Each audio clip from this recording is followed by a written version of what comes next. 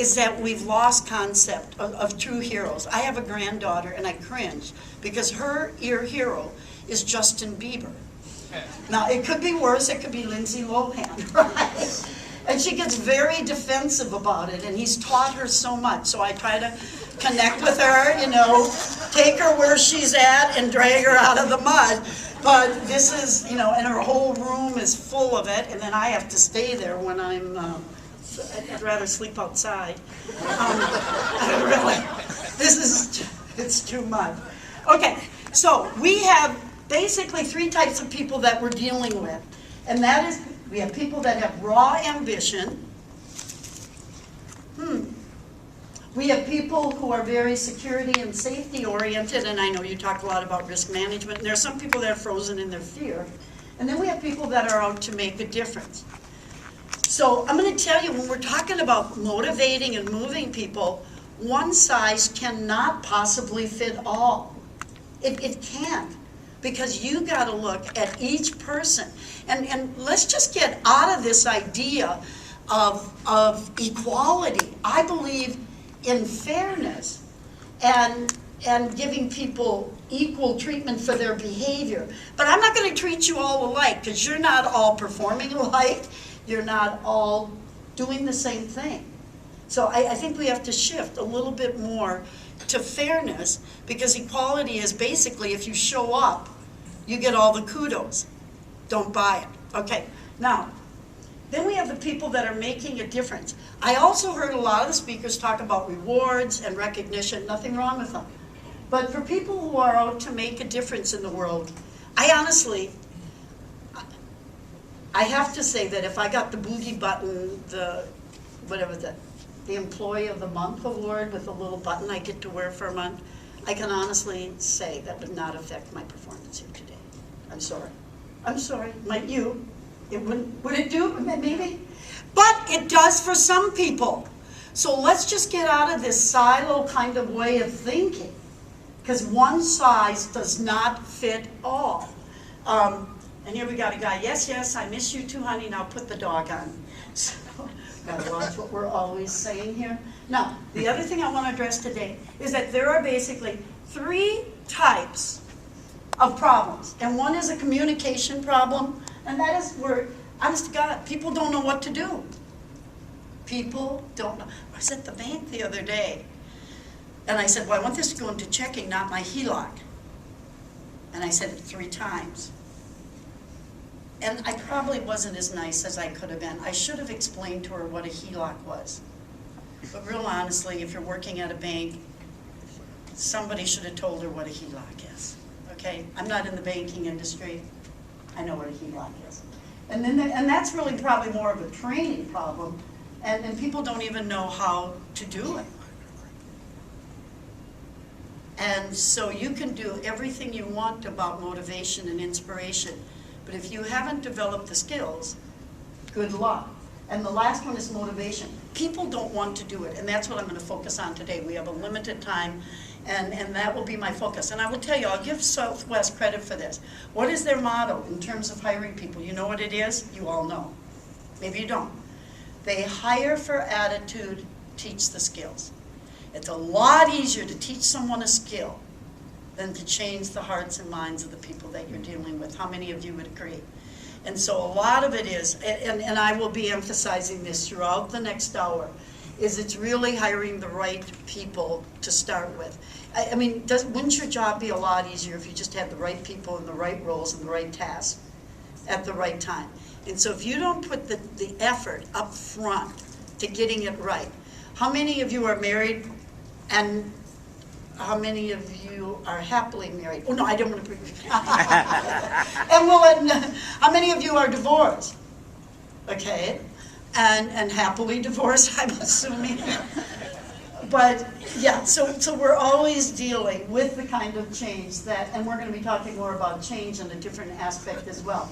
Bottom line is, when it comes to motivation, one size does not fit all. Rewards and recognition, yes, if the shoe fits. Now, I'm going to tell you stuff that is based on research. This isn't just reading a chapter in a book. The fact is, rewards and recognition only works with more of the simple, menial tasks that were probably more prevalent in the 1950s when where Pittsburgh had steel mills and Milwaukee had Harnisch-Wager and was doing manufacturing. And you know why? Because there was no other reward to those jobs.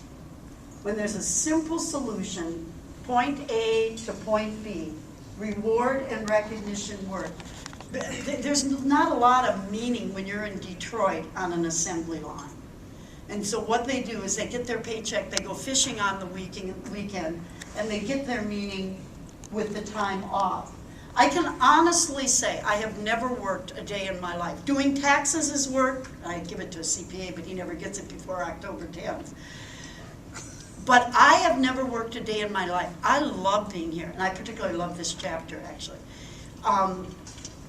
I also do brain training and hypnosis and psychotherapy. I love being a healer as well.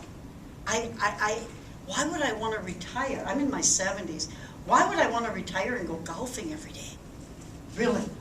I love what I do. So if you've got people like that, they're the people that rewards and recognition actually does more harm than good. And we're going to get more into that in a minute. So once you know their needs, wants, and desires, how do you know that? You guys, I heard you getting lessons on that all day. It's asking the question, what do you want?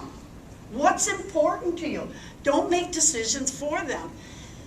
And then the external versus internal motivation. Going to talk a lot about that. What about Donald Trump and Mother Teresa? We know both of them. They're both very successful, are they not? Actually, I got this as a slide from a cartoon. That Teresa is spelled wrong. Is it Mother Teresa without an H? Yes. I thought so. Not my fault. I want to apologize for that. But Trump and Teresa, are they both successful people? I mean, in terms of accomplishing what they want. Yes. Mm-hmm. Yes. Mm-hmm. What are they very different? Of course. Yeah. And Donald Trump is all about external power, money, control. Mother Teresa, I mean, she could care less about what's in her bank account. She's all about making a difference, and it's all about intrinsic or internal motivation. So do you see where one size does not fit all? And too many of the solutions that you people have been getting are just, it's simple, and that's nice because our brain likes that. It's like, oh, now I get it. But in a minute, we'll see what the problem is. How many of you are old enough to remember Theory X? Ah, right. Okay, good. Wow, some of you look too young for that. Okay. You heard stories from your grandfather, or what? What is it? Or you just look 20 years younger than you are? Whatever. Oh. We can talk later. So we have Theory X. And so everybody's doing that. Everybody's excited. I remember I was living in Green Bay at the time, and Procter & Gamble spent a lot of money with whatever the next new, almost gimmick was. And they would put millions of dollars into Theory X, and then what would they find out? Hey, this isn't working. Productivity is down. Profit's down. Something's wrong. So we go to Theory Y, and we do that. It works for a while. The buzz gets off. The honeymoon is over. It's not working. So let's try Z. Now, we're at the end of the alphabet, so something's got to work really soon because there isn't much more to do. And then how many of you remember Deming? And his whole process was in charge at GM. They had him do the Fiero. How many of you have been driving a Fiero lately? It's not around, huh? It's gone. And you know what? Deming did wonderful things in Japan. But you can't take a cactus, in Arizona, put it in Florida, and think it's going to work. Too many of us in project management are taking a theory that worked over here, putting it in a totally different culture, and it's taken the wrong plant, putting it in the wrong territory, and wondering why it doesn't work. Let's just get back to common sense. So, there's no silver bullet, but our brain likes making up simple answers. That's the bottom of prejudice. When we say all women are terrible drivers, and I used to hear that all the time, then why is our insurance less? There's not a single insurance company out there that doesn't give me a better rate than he does you if we have the same record. That isn't true. Or we can say all blacks, all whites, all women, and that's where prejudice comes from. Because it's like, oh, now I understand the world. This is it. All millennials do this. And so our brain feels very content. But you know what? It's a lie. It's a lie. And so we get askew in how we're motivating change. Now, I will say, the program I came with yesterday and what you're getting today is quite different. I was listening to the different talks and changing it. I am very spontaneous. And I think it's more meaningful because of it. I'm also talking faster because I'm trying to get, you know, it's like getting into your high school blue jeans. You can't get it all in. You know what I mean? It's like a one-day seminar at this point. But I want to talk a little bit about change. I heard a lot of people talking about change today. Probably because it was the theme of the conference. I guess that's logical. Okay, now, don't throw stones at me. We do not resist change. I've been hearing that all day. Now, and then this is not to be in conflict with anybody. Can I take it can you be open enough to hear what I have to say, think about it, and let me go, just take you a little bit deeper into the process. Does it appear that we resist change? Is that the simple answer? Absolutely. Everybody's upset. What do you mean we're changing again? U.S. Airways is, you know, with America. We don't want to do that. Okay, I get that. Now, really, people don't resist change. They resist being changed. And that is what you have to remember as project managers. It makes all the difference in the world.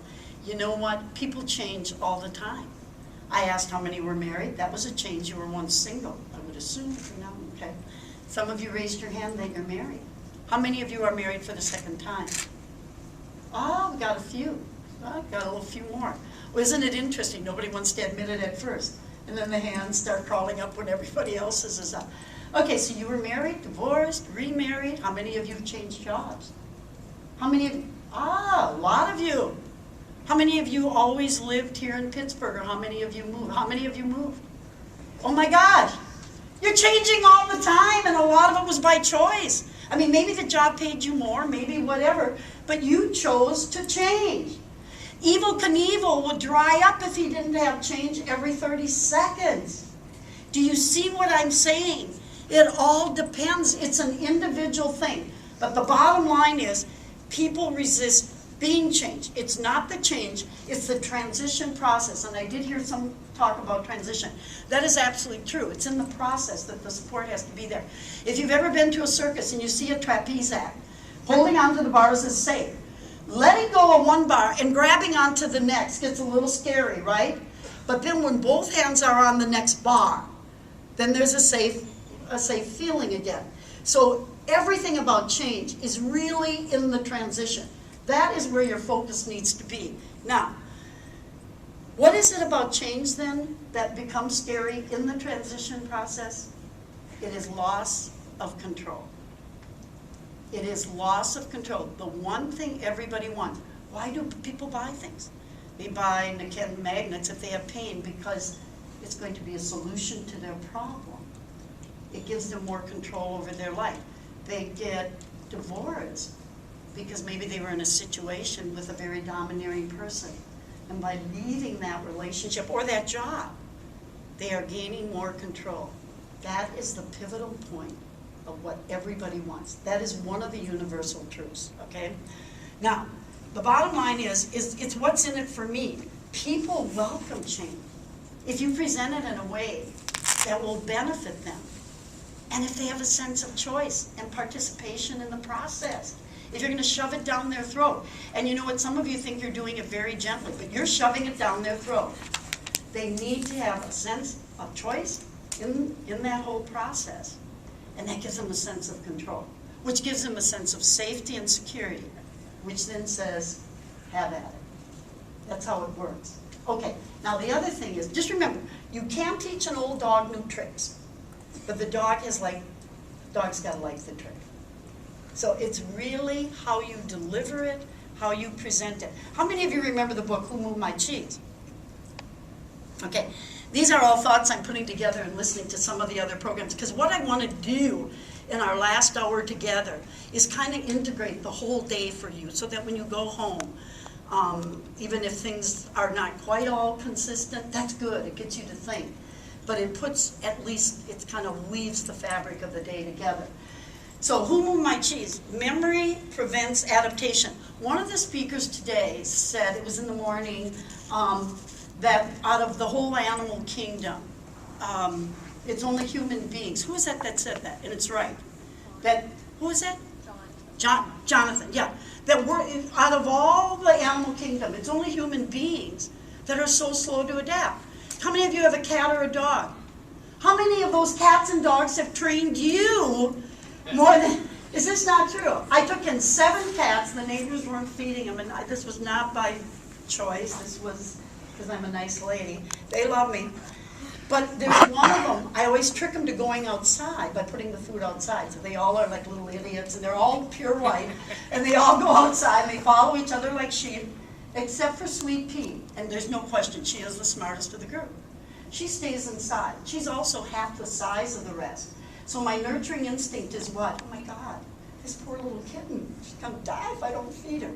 So I always feed her inside, so she doesn't have to. She's got me totally trained. I know it. She has me wrapped.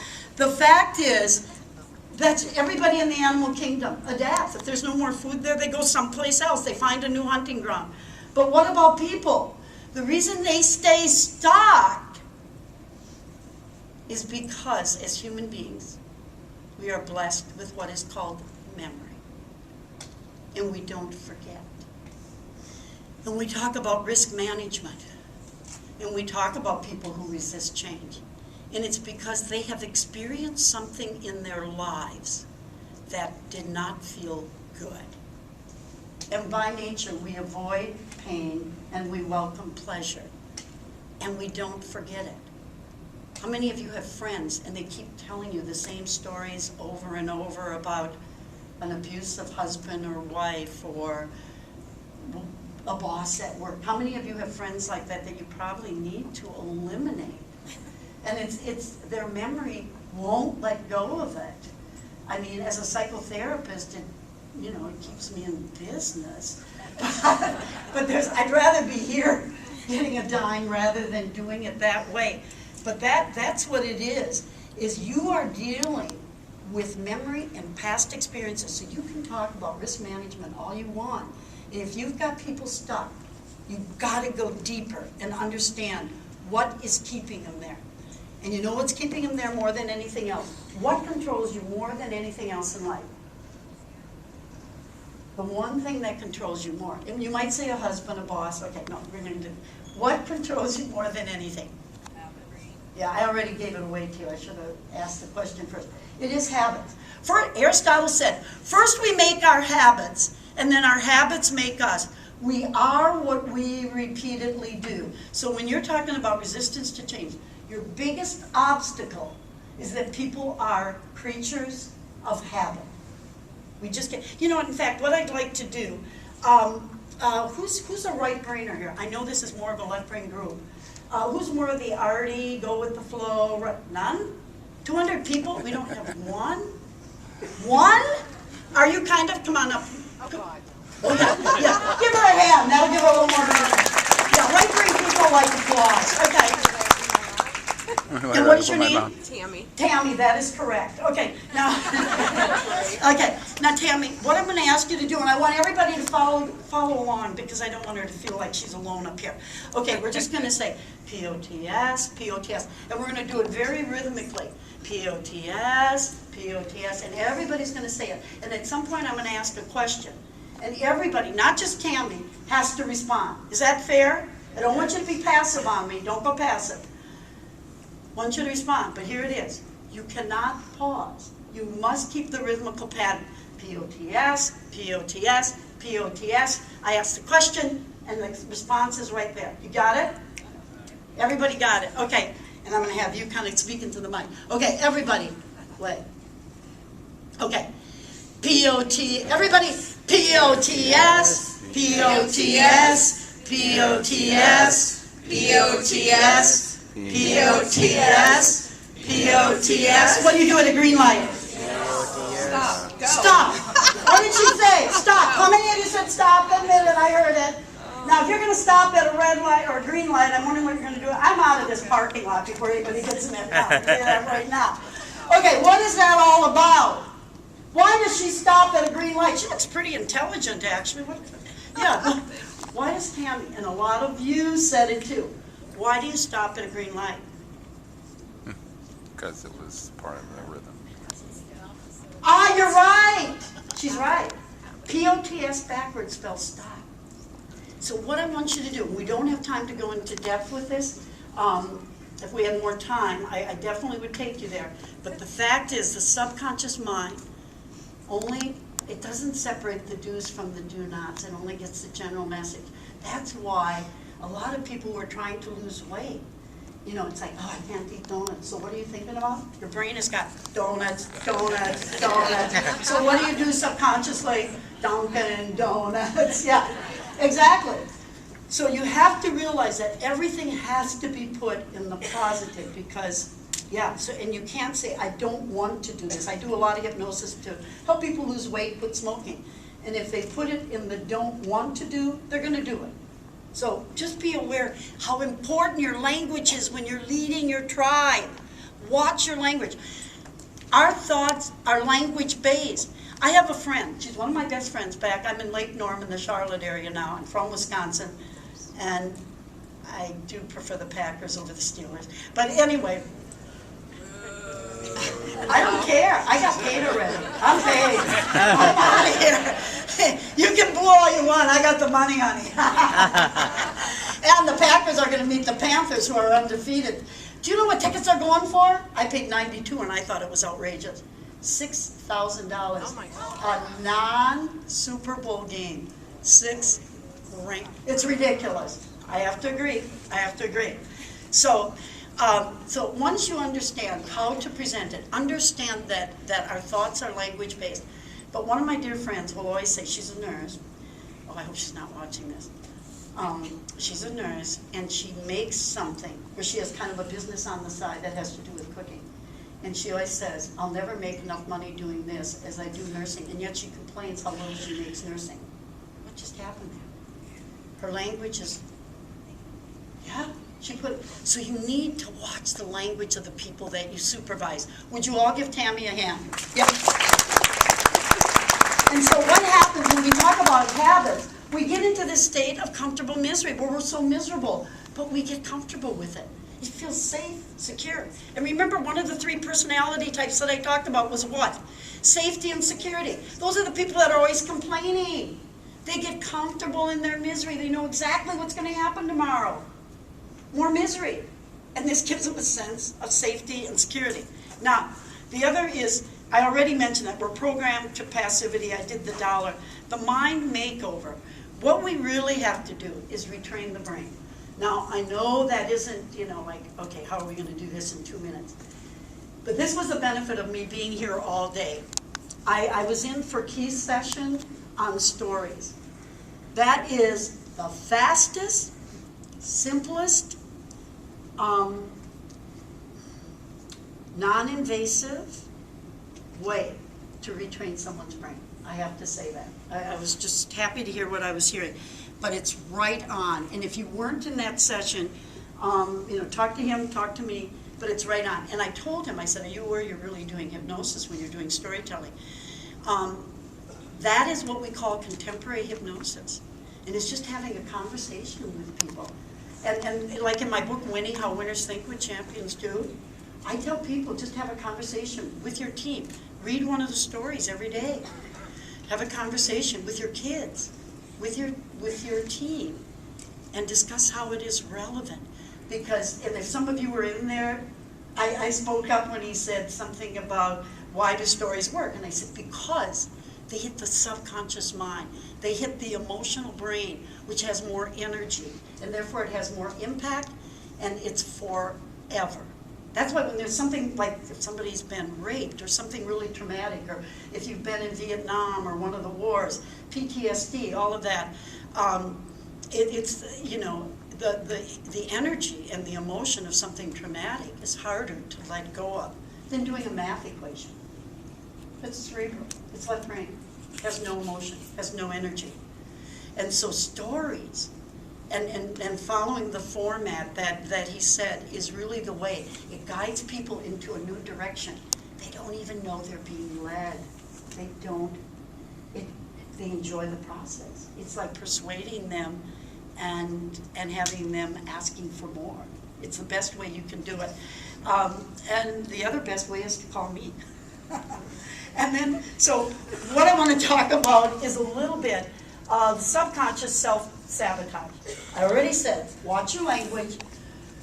I want to talk a little bit about recycled goals that limit. Remember I said about my friend, as soon as she said, I'll never make as much money doing what I love doing. That's it. Goals can actually hurt you because, first of all, they may not be big enough. And the fact is, if goal setting alone worked, why would people have recycled goals? Why, how many of you have had the same New Year's resolution year after year after year? What does that tell you? That's a recycled goal. If a goal works, you do it, you get off of it, and you move on to something new. So the bottom line is, our thoughts are the seeds of the realities that we create. Goal setting, yes, it's good, but it is only the first step. It's abstract, it's conceptual, it doesn't speak the language of the body. If you want to take it one step further, what do? One is telling stories, another is visualization, what the mind sees, the body believes.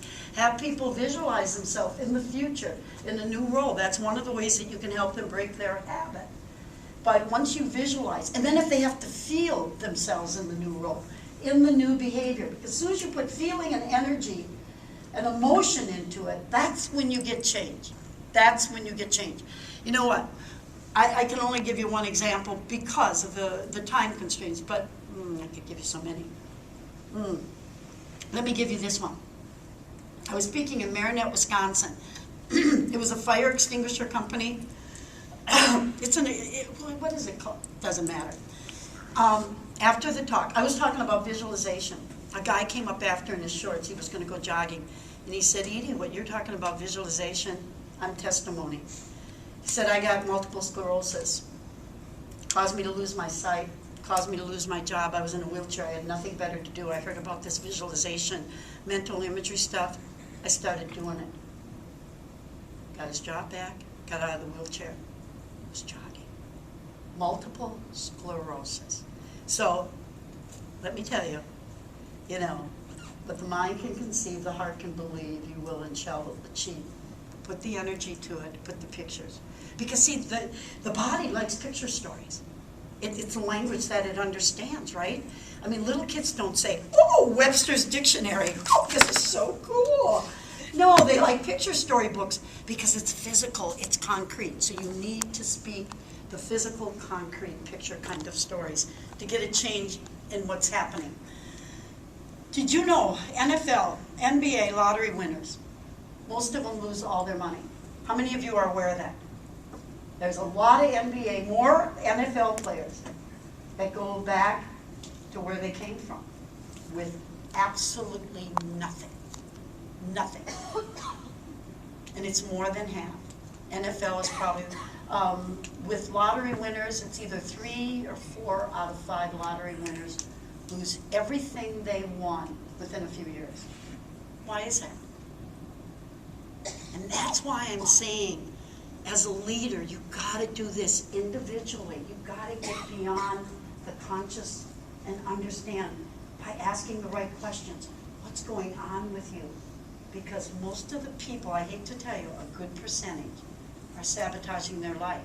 And you might think, what a fool. I've got successful people. We have a successful team. What is she talking about? Well, look around. How many of you have heard of Bill Clinton? He was president of the United States. You don't think that blue dress sabotaged him a little bit? He did some good things. But what do people remember when they talk about blue dress or Bill Clinton? How sad.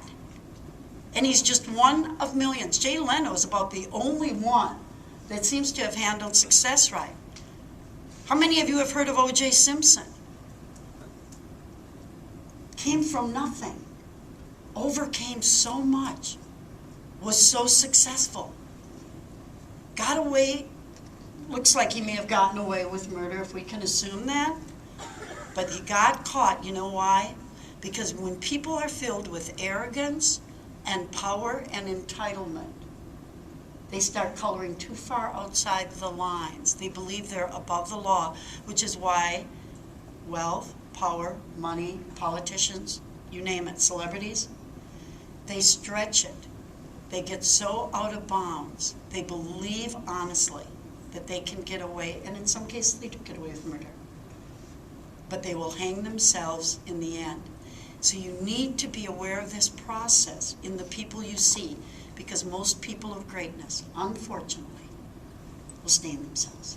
Okay, so this is my little formula. Once we have intentions, you have to change to a positive belief system. There's a subconscious belief system that might be sabotaging them. Times emotion, that's what gives it the fuel and the energy, and that's when we get action and we get change.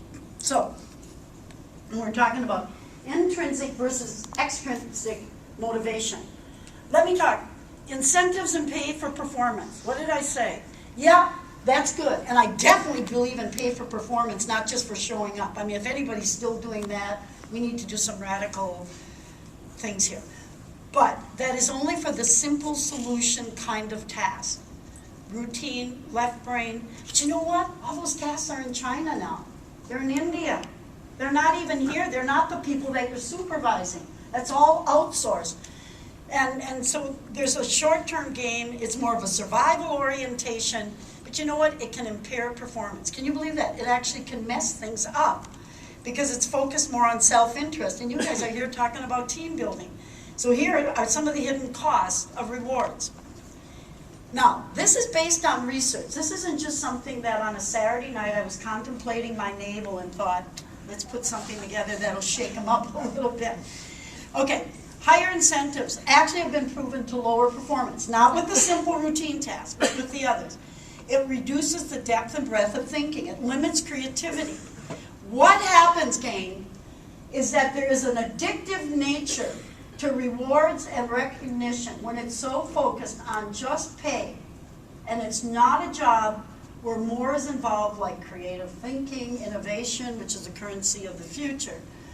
What happens is the focus is on getting more money. And guess what happens with all addictions? Does anybody here know of anybody on alcohol or a drug? Enough is never enough.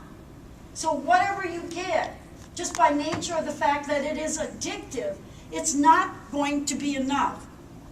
You got to have more, you got to have bigger.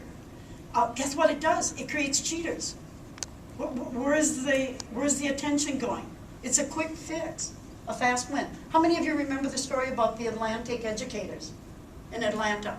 Oh, Yeah, they all cheated. These were educators, PhDs. And it didn't matter if they were getting an education. It was just a matter of let's getting the score up because then, I don't know, we get more money from the government. I don't remember what the whole thing was. They were all cheating. How many was it? It is a method. It's a little bit of a master-slave method. It is control in disguise. It's a distraction. You're focused on the money and not the task. Just heard yesterday. Did you see the news about TSA? It's a complete disaster. Even the head of the TSA is numb with the results of an audit that they did. Total incompetence. Whatever they're supposed to be doing, it ain't happening, honey. You're probably no safer anywhere without them. It's a complete disaster by admission of the head guy. Why is it not working? The focus got switched. What is the focus on with TSA? Their goal switch, and you didn't even know it. As a project manager, keep them on track. What is the goal? What is the end result that we're really looking for? What happened with TSA? Why is it abysmal? They had a different goal in mind. It shifted since 9/11. What is it? What was that? Move faster. Yeah, faster, shorter lines. They got so fast, they got so focused on moving the lines, getting it faster, getting them shorter. They forgot that this is really, you're getting paid for security. And they, God bless them, they've got quite a challenge at hand. An obstacle is something you see when you take your eyes off the goal. It's just a matter of keeping your focus. Okay, now, what the problem is most of our management systems are based on old technology. And it's based on as if we're still living in a world where we're single solution oriented rather than creativity. Creativity is the currency of the future. And how you can inspire and facilitate that process is what's going to make the difference, because the system right now crushes creativity and motivation. It crowds out the good behavior. We see some of that, like the Atlanta educators. Encourages bad behavior, shortcuts, cheating, short-term thinking. And the bottom line is the Sawyer effect. When you turn work into play, that's when you have engagement. That's when you've got a motivated team. And empowerment, job satisfaction, it's all about engagement. So I talked a little bit about the internal drug, and it's true. I mean, when you get that paycheck, there's actually a release of dopamine. It is truly a drug. It's an internal drug. And it delights us, but then it dissipates, so we demand more. And the other thing is, it affects our decision making. And you're talking about risk management. You guys are talking about making important decisions, and it's impaired by the internal drug kind of effect that occurs. Now, let me just tell you, just very quickly, that they found that artists that were non-commissioned actually did better. They weren't necessarily paid. They actually did better. There's several companies that have these FedEx days where 20% of the time they do whatever they want. It allows them to be more creative. Can you do this with everyone? Heck no. So you got to do it individually. But kites rise highest against the wind. If kites aren't handling the independence and the responsibility as they should, what do? Tighten the reins. But you got to see where everyone is treated individually. I talked about the simple task. And you know, I'm not talking about not paying money. I mean, we're not all here to volunteer. We all have electric bills. We pay people enough money, so it's not an issue. Just take that off the table. And as I said before, hire the right people and get out of their way. And here's some of the proof. Business is offering autonomy grew 4 times faster. Turnover was down 1/3. Listen to this. Parents that were picking up their children from nursery schools, some of them were coming late. It was becoming an issue. So what they did is they started rewarding the parents that would come on time to pick up little Susie and Johnny. And guess what happened? They came later. They actually created more of a problem. Why would that be? Why did it get worse? What are you rewarding? They thought they were rewarding good behavior. Come and get your kid on time. It got worse. Why? Anybody want to guess? They rewarded the late behavior. Wait, and you know what it was? They were coming because it was their child. It was the right thing to do. They didn't want their child waiting and getting scared. Now, if it's for a monetary reason, the focus shifted, and it wasn't worth the money. It shifted the focus. Let me give you a couple other examples. Harry Harlow with his little monkeys. I went to the University of Wisconsin. Harlow was there. Actually, he was there at my time, I think. He had all these little monkeys, and they were doing all the little rewards, and he was shocked.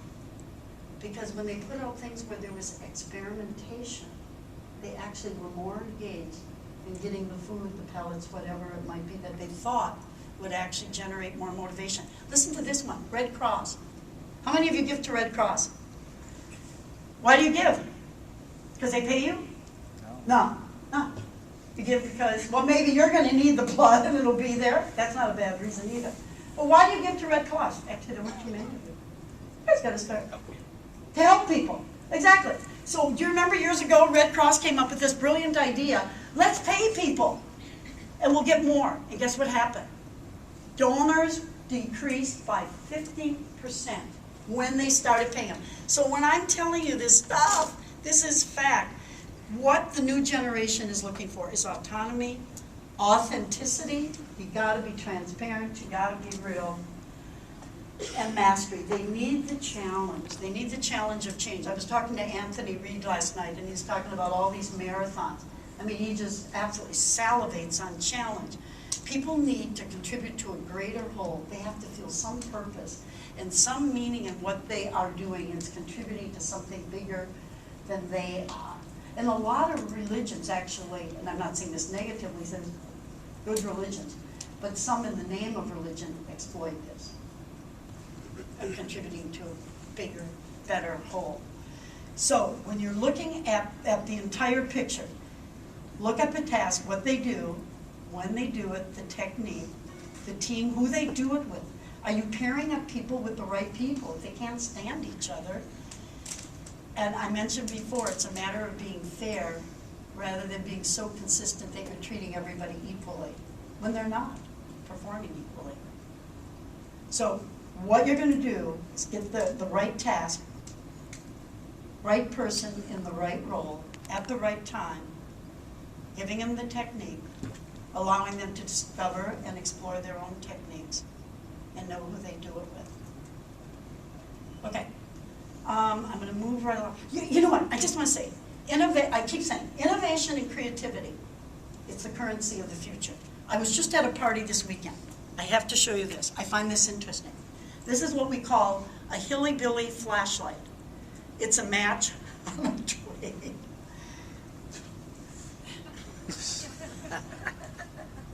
Do you want to know how much this guy makes? This guy in North or South Carolina.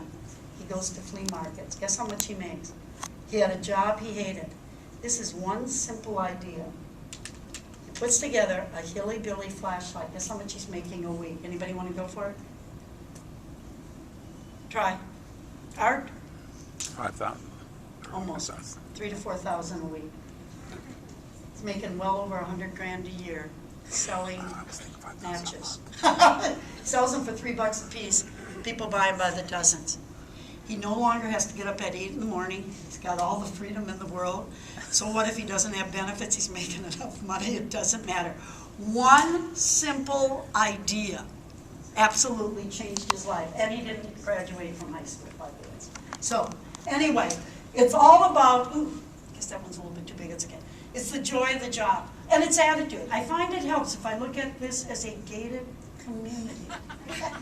Attitude is everything. And so we're looking at creativity. Is it interesting? Is there experimentation? There has to be some complexity. But you know where I think people are the most engaged? How many of you have a 1-year-old kid or grandkid or did? But you want to know what engagement is? It is watching a 1-year-old learning how to walk. And that child is so much in the process of living and learning, exploring, and nobody has to really push them, right? And when they fall down, they could have a broken nose and bleeding knees, but that child is so much in the process of living and loving and learning. And they get back. And look at how quickly they perfect it. And you're not sitting there, okay, Johnny, put your left foot forward, just kind of balance it. No, you do nothing. You just kind of praise them and encourage them. That's all. Get out of their way. That is when you have people engaged, and it's using that example of the 1-year-old learning how to walk. I want to mention one more thing here. How many of you are familiar with the marshmallow theory? The marshmallow theory is some research that they did a while ago, and what they found out is they took a bunch of 5-year-olds and put them in a room, and they had to make a choice. They had to make the choice. And they could have one marshmallow now and eat it, or they could wait until tomorrow and get 2 marshmallows. And they followed these people for decades. And the experiment is over. One of my speaker friends wrote a book on it, made a ton of money. Unfortunately, he died this past year. But I'll tell you, the most successful people, what? There was one consistent factor. It's called delayed gratification, which is not something with technology, push-button love, instant success, drive-through confessionals, whatever it is. We live in a world where everybody's really short, the brain is actually getting rewired and short-circuited. And the problem is a huge one, because delayed gratification is one of the most predictable factors of success. Okay, now, the 2 big motivators, and one is how creative one feels, and the other is making progress. Is that there has to feel like there's some kind of change. I want to talk a little bit about flow. How many of you know what flow is about? Have you ever heard of the psychology of flow? Have you heard of in the zone? Golfers talk about it. Michael Jordan, sports people talk about it. Optimal performance is in a perfect place, and it varies for individuals. It's in a perfect place between anxiety and boredom. If your people are anxious, stressed out, bad decisions, not good. You're going to get sued. If your people are bored, that's why we say that sometimes people are overqualified and they don't get a job. You know what boredom really is? The natural, inevitable side effect of mastery is apathy. When people have mastered things, what happens? They crave a challenge so much. Why do you think Michael Jordan quit basketball? He did it all. He even admitted, I broke all the records. What else is there to do? He goes to baseball. That's another story. But it was a challenge. Then he goes back to basketball. Well, it's a challenge when you've been out of it for a few years. But he is a perfect example of how there is a thirst for challenge in true winners. And so when we get in that state between anxiety and boredom, and so what you are as project managers is you are tension managers. I don't know if we're going to get to that slide, but I'm telling you now, it's all a matter of, oh my gosh, we're not going to get to that slide. It's all a matter of understanding where that perfect balance point is. So it's expectation. And I know you were talking about how do you communicate that expectation. It is more than communicating the expectation. In your head, whatever you're expecting from somebody, whatever your belief is, it's getting communicated to another person. I want a large man to come up. I did this when I spoke for the chapter, but there were not, most of you weren't there. I want a large man to come up. I want to demonstrate how we communicate expectation. You're big. Can you come? Give him a hand. Okay, watch this. Okay, what is your name? Brandon. Brandon? Okay. I used to be an occupational therapist, and we used to do muscle testing, but you got to come fast because I got 50 slides in 10 minutes. Okay. Okay. Now what I want you to do is put your right arm up. Oh wait, what this one, whatever that is. Okay. Okay. Push it up as hard as you can, and this is just to test how strong. Oh my gosh, were you baling hay in another lifetime? Okay, you are strong. Wow. Can I have another volunteer? This is. Okay, now Brandon, just stay here for a minute. Watch this. Give me 3 to 5 seconds. Watch this.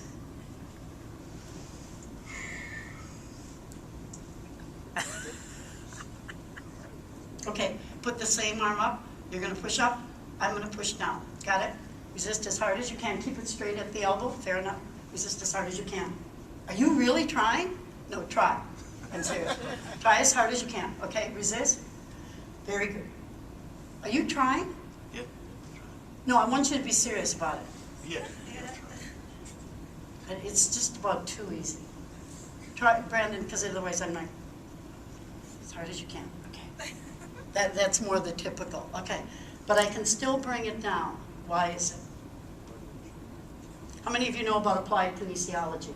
To go to a chiropractor, you probably know a little bit about it. Watch this. Give it 3 to 5 seconds.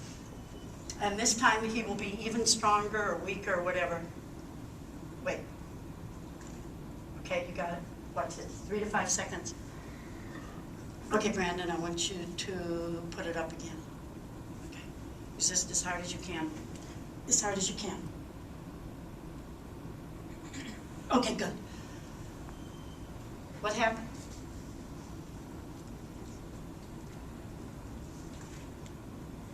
I saw him when he got weak, like a rubber band. I saw him like spilled milk, just kind of slushing down. I could feel when his energy was gone. But I don't think you were really trying the first couple times, were you? Because it was a little bit too extreme. Yeah, no, I was trying. No, the third time I felt you were, but I don't know. But the bottom line is, I have done that thousands of times. And I don't know if he's playing with me or not, but I've done it thousands of times, and it never fails. 3 times it has. The guy was just, you know. And actually sensitive people will come down more because they will get that communication. So it's not just what you say, but what you're feeling in your heart and what you truly believe about your people and their potential that's going to get communicated to them. And it will make a difference. The last time when his strength came back, I saw him as Hulk. And it did come back. So I want you to be aware that there are all kinds of communication. And it's not so much what you say, but what you don't say that can make a difference. Would you give Brandon a Okay. You know what we're gonna have to do? Am I down to 10? Am I down to 10 minutes? Yeah. No, no. What happened here? Oh, okay. I have 15? Okay, you know what, let me, change has changed, the velocity of change. If there's a few, first rule, what happens in accounting stays in accounting. People like transparency this day, I'm gonna just rush through a few. You know, it's not enough that we succeed, i.e. dogs, cats must fail. I don't think there's that attitude anymore, so we have to look at how there is a changing of times. Yes, the planet got destroyed, but for a beautiful moment in time, we created a lot of value for shareholders, not the temperament. Okay? And you know what? It's a matter of your identity as a person and as a team. Not guilty because puppies do these things. Identity controls behavior more than you realize, and as a project manager, you really need to establish a sense of identity. I'm going to cover this just briefly. I'm certified in Herman brain dominance, right brain, left brain. And I'll tell you, I'm certified in every personality profile, but it doesn't really predict productivity. It really doesn't. I mean, if you're an extrovert or an introvert, I look like an extrovert. Actually, I've got a lot of introversion. You should see me after the talk. I don't want to see anybody. So I don't know if that's really going to predict how I'm going to perform. But when we're looking at right brain, left brain, and most of you are going to be left brain people, if you're going to look at the world where innovation and creativity is more important, it's really a matter of knowing how to communicate, because how we're wired really doesn't tend to change. And it isn't just right brain, left brain. It's upper left, upper right, lower. Okay, let me just tell you one thing. How can you tell a right brain person? They're the people that always leave at the time that they're supposed to be there, and they wonder why they're late. They don't. And then left, it's true. Do you know people like that? And then left brain people, you just ask them how they are, and they give you their blood pressure, their, their temperature. They're the kind of people that wear the color-coded underwear that was popular years ago. Left brain people are the ones that in the middle of mad, passionate lovemaking, they stop to straighten the sheets. You know what I mean? I mean, order and sequence are very, very important. So we need to understand these differences, because I will tell you, these people have gone all over the world with this model, and I will tell you, the highest performing teams in the world have a balance of all four quadrants. I'm just going to introduce that to you. Guilt is not a business strategy. By the way, companies lose $350 billion a year because of lack of employee engagement. And I am going to just, yeah, we do communicate different. Here's a newborn. Oh my God, I was just born. On a cell phone. Starts young. I want to talk a little bit about this. Questions to create doubt. You actually get more performance if you challenge people so that there is a bit of doubt, not where it pulls them down, but where they explore, they discover, and they overcome. Honest doubt is actually more powerful than certainty. What happens with certainty? Apathy is the natural and inevitable side effect of mastery. They get lazy. They really do. So you want to have a little bit of doubt. How do we know if it's not full of consultants? Great leaders are basically great coaches. You know who one of the best coaches are? Or is Coach K. I'm not a Duke fan. You guys know Coach K? He's one of the coaches that absolutely knows when to do the right brain,